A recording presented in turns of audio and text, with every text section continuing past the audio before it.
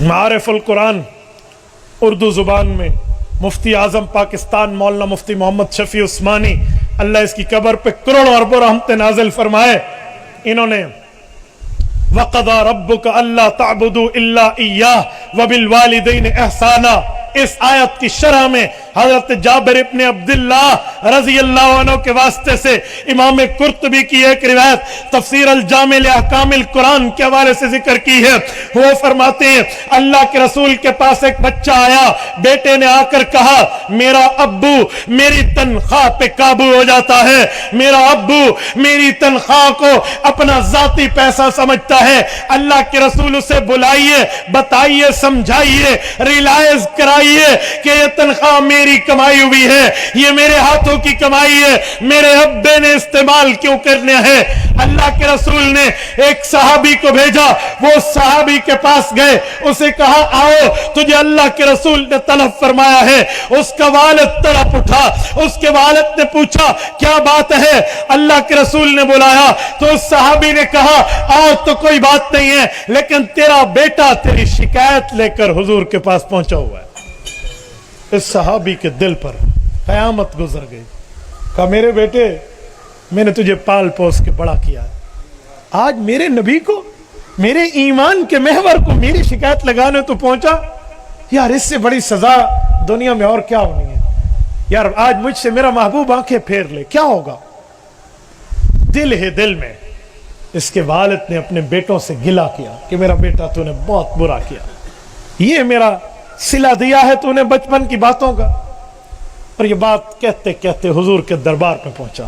اللہ کے رسول کے پاس جبرائیل امین آ چکے تھے۔ جبرائیل علیہ السلام نے آ کر اللہ کے رسول سے عرض کیا یا رسول اللہ میرا اللہ فرماتا ہے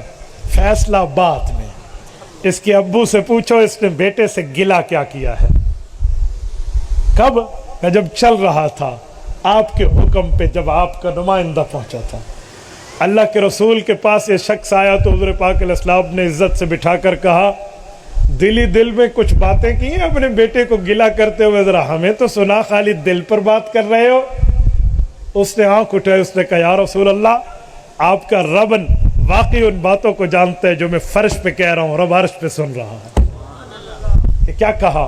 تو اس نے عربی زبان میں قصیدہ پڑھ کے کہا غزوتک مولود ومنتک یافعا تعل بما اجنی علیک وتنہل اذا لیلۃ ضافتک بالسکم لم ابت لسکمک الا ساہرا اتململ کانی انا المتروک دونک بالذی ترکت به دونی فعینی تحمل تخاف الردى نفسی علیک وانہا لتعلم او لأعلم ان الموت وقت مؤجل فلما بلغت السن والغایت التي الیہا مدا ما كنت فیک اؤمل جعلت جزائی غلظہ وفضافة كأنك أنت المنعم المتفضل فليتك إذ لم ترع حق أبوتي فألتك ما الجار المثاقب يفعل فأوليتني حق الجوار ولم تكن علي بمال دون مالك تبخل۔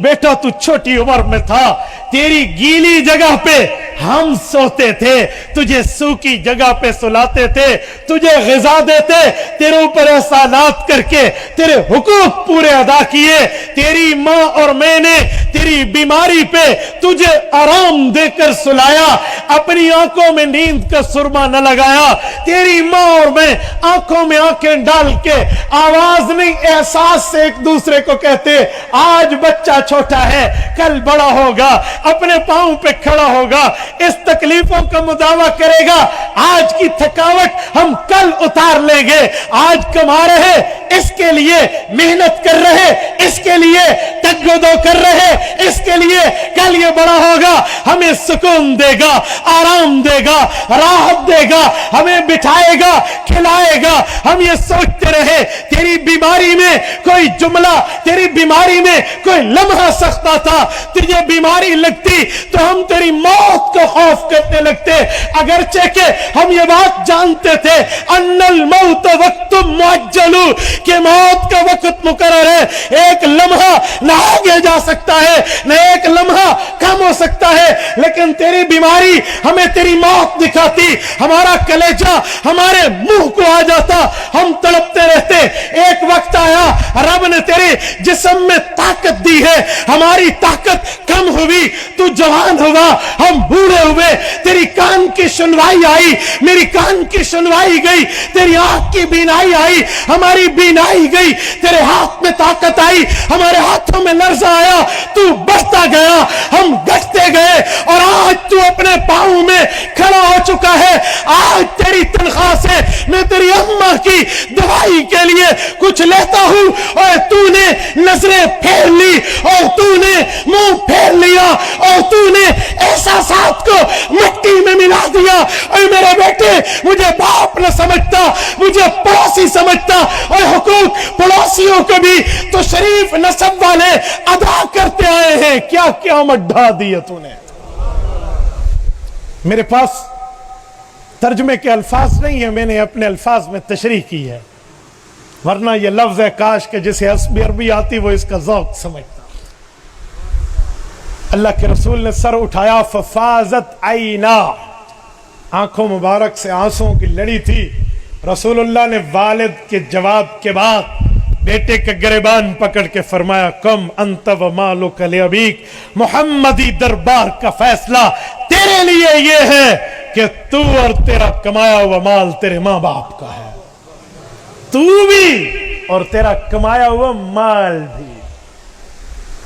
میرے دوستو, یہ تو ماں باپ کے سامنے معاملات ہیں ہمارے.